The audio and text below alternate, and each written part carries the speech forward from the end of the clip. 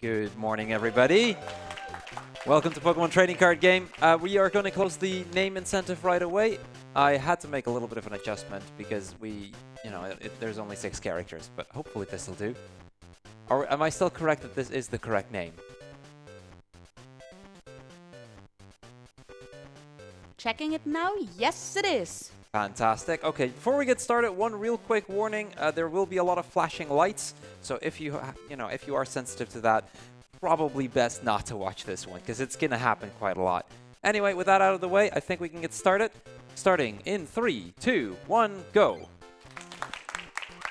So, Pokemon Trading Card Game. Basically, we are going to be doing this game as the no arbitrary code execution. We are going to glitch our way through most of the game, and then, occasionally pretend that like we know what we're doing, because we don't. This game is going to go by really quickly, except if we lose a fight, then we're kind of in trouble. So we're just going to make sure that doesn't happen. We do have to start with a bit of a tutorial. Now, this tutorial takes 8 minutes and 3 seconds, which is quite long. So we're going to see if we can speed that up a little bit. Basically, they're going to tell us about what the card game is like and, how you're supposed to do the Pokemon trading card game. They're going to do that by telling us exactly what to do at every turn. I don't like to do just that. So, we'll make that work. I'll explain how the glitch works in a bit. But yeah, this is going to be a bit of a glitch-heavy run. Now that that's, initial start of the game out of the way. Hello, I'm Crrool. I do a lot of Pokemon speedrunning. This is one that is just fun to pick up every once in a while. The run isn't even 20 minutes long, usually. And the glitch is really easy to learn, so, good fun. Like, it took me like 5 minutes to learn the glitch. It really is that simple. Anyway, so he tells us, okay, for this duel, we're gonna start with Goldeen. So we're gonna do that. I'm picking up Goldeen. Then I have to put a bench Pokemon, and that's going to be Staryu. He will force us to do that. I cannot just be like, oh, no, I just want Goldeen. No, we have to put the Staryu in there. I now have no longer Pokemon. We get the prize cards placed, and now we get to start the duel with a coin toss, which is always going to be heads for this one. That's probably the biggest part of RNG, the coin tosses, because basically the first turn of every battle is random. If I get a heads and I get to start, that's easy. We win. If it is a tails, they get a chance to do something, and that's usually not really that much of an issue, but sometimes it can be. Okay, time for me to show off the glitch. I'm going to go into the Staryu here. I'm going to do a little thing. And that was the end of the fight. That's the entire tutorial. Basically, we go into the menu. I press B and then down, which normally opens up like the list of Pokemon that you have. And then immediately I go back into the Pokemon, which causes some confusion for the game. It doesn't really like that very much. And as a result, it calls out the result of the last duel we did.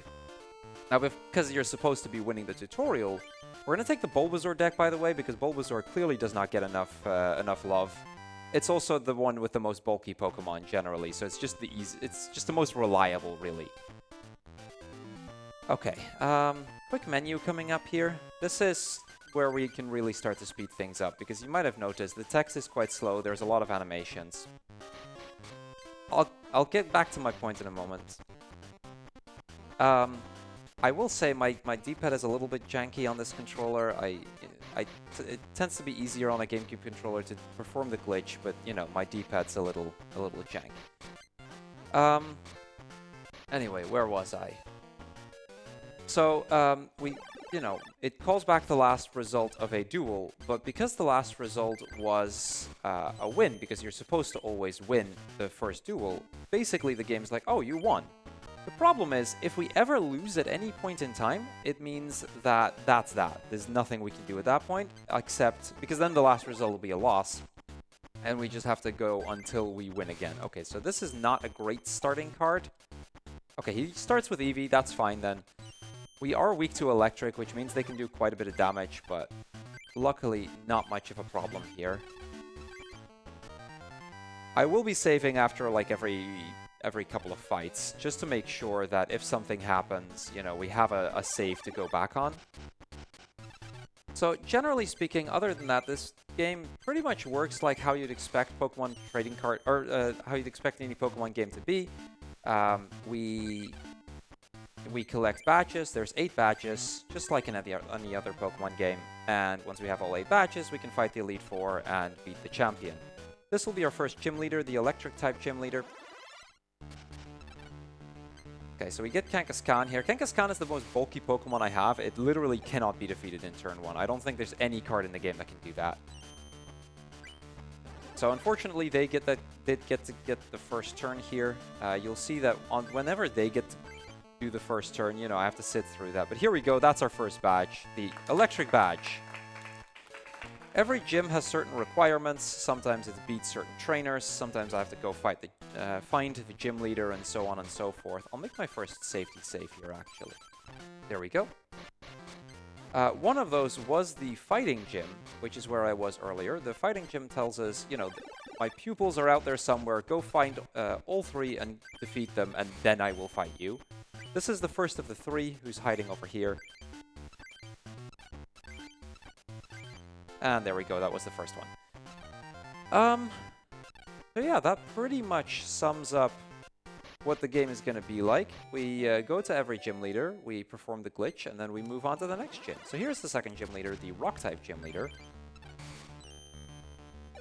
Unfortunately, he does get a turn this turn. So the way we perform the glitch is I go into the menu, go into my last Pokemon, B, down, and A, pretty much in very quick succession. It is just about frame perfect, but, you know, you can perform it over and over if you do fail, so it really isn't that hard to get. And that's our second badge. And now we get to fight our rival. Now, these fights are actually optional. Like, in a glitchless run, we would actually lose this because it's faster. The problem is, if we lose this, it will break the glitch. So in this game, we do actually have to just win. But there we go. And that gets us this promotional card. There's a bunch of promotional cards in the game. They're the, like, you know, they can be good cards, but most of the time they're really not. I'm going to go to the other side, and we're going to go to the Water Gym. The Water Gym is another one where I have to actually fight all 3 trainers, and then I can fight the gym leader. That being said, none of these fights are usually all that difficult. This is usually one of the ones that the glitchless run tends to start with, just because the fights are generally quite easy. Scyther can't really do anything on turn 1. Fun fact about the Scyther, it's actually one of the decks we use in glitchless uses just the Scyther. Like, it gets Scyther, and then, you know, you kind of sweep everything with that. But yeah, a couple more trainers, so Aura, if you have any messages, now might be a good time. Yes, thank you very much. I would like to remind everyone that we still have some incentives open right now. One of which is the HIS incentive for showing all the cutscenes in the game, which is open until 1 p.m. CEST. So you have a bunch of hours to get your donations in and to get the incentive met. We are currently 135 euros out of 1,000 in, so keep the donations coming, everyone. Back to you, Crrool. Thank you, thank you. So the way I like to think about this glitch is essentially we just flip over the table, being like, and then telling them, clearly we won.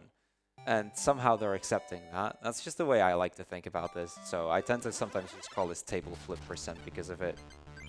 Okay, here's the third gym leader, the Water-type gym leader. We get to start, so it's an easy fight.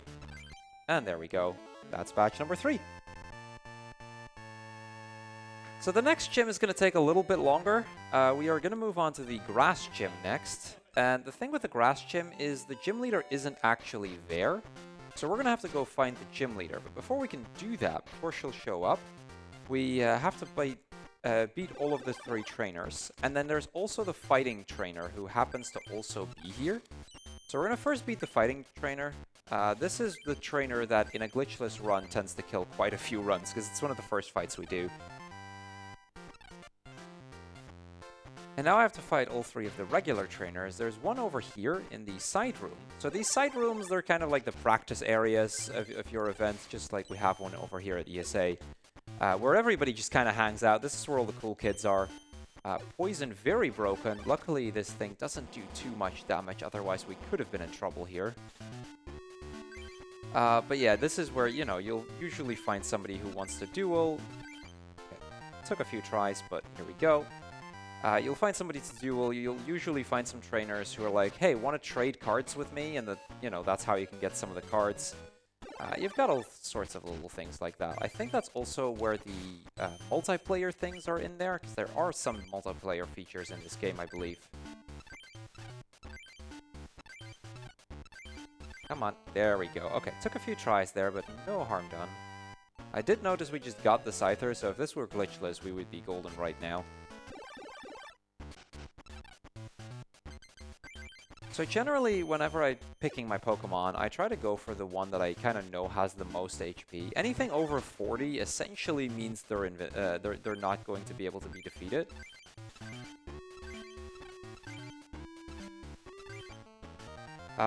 So like things like the Nidoran Female, the Kangaskhan, the Tangela, they all kind of serve that purpose.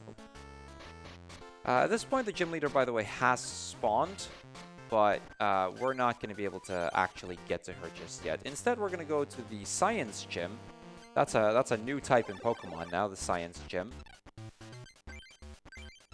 The Science Gym is quite easy. I don't actually need to beat everyone. I just have to beat this guy, and that'll unlock me getting to the gym leader.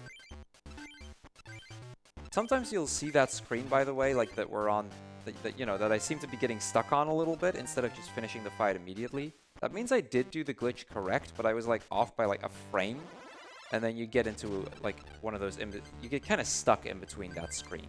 Okay, so we only have Jigglypuff. And we're up against Mewtwo, that should be fine. Mewtwo does not have the ability to immediately attack, and there's gym number 4. So now we're going to speed things up a little bit, because we've been taking quite long at these gyms. The next few gyms are going to go by pretty quickly. So first off, we're going to go to the Fire Gym, and the nice thing about the Fire Gym is this is the gym leader right here. And we can just immediately start fighting him. I don't have to do anything in between. I'll grab the Jigglypuff again. That was quite powerful in the last gym. This time he does get to attack, but again, it's Tauros. It doesn't attack immediately because it doesn't have enough energy cards. And that's the Fire Gym. We're going to have a few battles before I can go into the next gym, because there should be another rival fight coming up. And again, we don't technically need to win, but we really do need to win. So here we go. Here is Ronald again. Nidoran Female, perfect. Okay, this should be an easy fight then, even if you get... Okay, so Kangaskhan is always great to see as the first card. It's quite a common first card, because it's a really good card to have up front. It has the ability Fetch, which allows you to draw more cards, which is really useful normally, but really not useful for our situation here. So this is the last fighting gym leader, or fighting club member. Oh, I only have Caterpie. That's not great. And they get to start. Machop can do upwards of 20 damage in the first turn. Luckily, Caterpie isn't weak to it. Usually the way you'll lose is if, for example here, let's say I had a normal type Pokemon who's weak to fighting moves, that deals double damage, and then Machop can deal like 40 damage already. That gets quite scary. Anyway, Fighting Club, or a Psychic Club. Again, we can just go to the gym leader here. There are some conditions for this gym leader to spawn, but once it's here, it's here. I'll put in a second Pokemon just for safety. Normally, I try not to take a second Pokemon because it is an extra input before I can do the glitch, but, it can help with safety, and that's gym number 6. So at this point, we have 2 gyms left, just the Grass Gym and the Fighting Gym. All of the requirements have already been met, so I can literally just go to the gym leaders and fight them. So this is the Grass-type gym leader, Nikki. We'll just quickly send her over to the Grass Gym. I'm going to make a quick stop at the Fighting Gym to fight the Fighting Gym leader, go over to the Grass Gym leader, and then we can go to the Elite Four. So, Aura, if you want to have any... if you want to mention anything, now might be a moment to do that while we clean up the last few gyms. Yes, thank you very much. I would, for those who don't know yet, we've seen the return of the Speedrun store, in fact. And for this event, we have the charity t-shirt for ESS Summer 2023 in store. It's costing $22, but out of those $22 you're paying, $8 goes straight to Alzheimer Fountain, this summer's charity. If you want to find out more about this shirt, just type !merch in chat or just put speedrun.store in the browser. Thank you very much. All right, so we're now coming up on our last gym leader, which, you know, if you look at the order of the... Goldeen is not a great starting card. Okay, we get to start. If you look at the order of the badges, is actually supposed to be your first gym leader, but really it doesn't matter. Now that we have all 8 badges, this allows us access into the Elite Four, and essentially it means we have 5 battles left in the game, and that's it. So we're already closing in on the end here. We're gonna go to the Pokemon Dome. I'm gonna save one more time. That'll be my last save, and here we go. So the Elite Four, every one of the Elite Four members has a rare card that they specialize in. There is the Moltres deck, which we're going to have to face first, then the Zapdos deck, then the Articuno deck. Last is the Dragonite deck, and then finally we get to go up against our champion. I don't like Tangela as our first since it is a grass and they get to start, but they shouldn't do 50 damage, right? Okay, we're fine. And there we go, that was the Moltres deck. Onto the Zapdos deck. This is Steve. Zapdos is actually a really, really good card. One of the decks that I like to use when just playing this casually, once you've actually beaten the game, uses the Zapdos that this guy actually has. It has the ability to, once it has 3 Thunders on it... Oh, that's a lot of... Okay, this could be Okay, we're fine. This is what I mean with we can lose on turn 1, and that would be a problem. Anyway, moving on, we have the third deck here. The Zapdos deck, you know, it has an ability to just randomly start dealing 70 damage to a bunch of Pokemon, and that can add up very quickly. I'll put in 2 Pokemon since I have the ability this time, and this time we get to start. And there we go, that's number 3. Up to the Dragonite deck. I don't need to change my deck at all. Mind you, we are still just using the starter deck, which I always find kind of funny that you can just do that. Krabby, and I'll put in Bulbasaur for safety. I get to start, okay, and there we go. Okay, now that we've beaten the Elite Four, you know, we would get the access to the cards, but, you know, somebody had beaten us to it. It is our rival, Ronald. So we get to fight him one more time, and this is basically the champion fight of the game. Tangela and Caterpie. Okay, I'll put in both. Time is as we have gotten the last card and we fade into the credits, so it'll be just a moment after we actually beat this guy, but this fight shouldn't take very long.